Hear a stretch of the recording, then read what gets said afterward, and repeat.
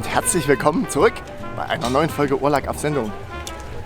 Unschwer zu erkennen, ich bin mal wieder auf einem Fahrzeugtreffen und zwar in Großgrabe auf dem Militärtechnik-Treffen.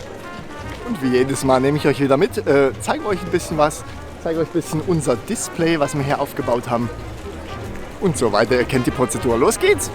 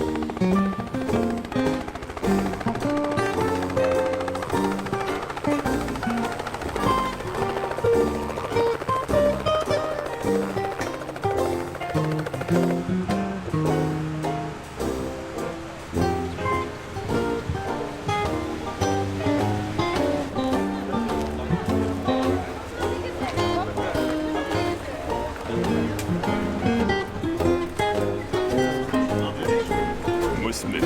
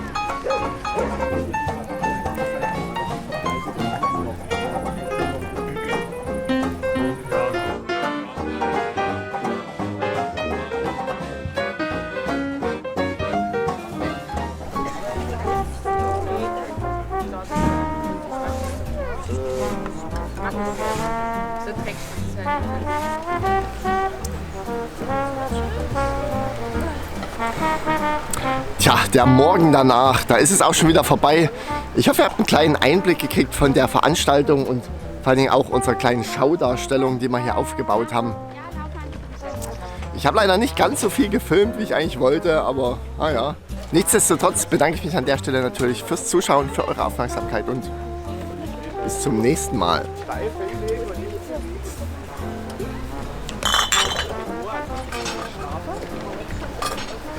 Ja, wenn zu viel Salz drin ist, Mama macht es einfach.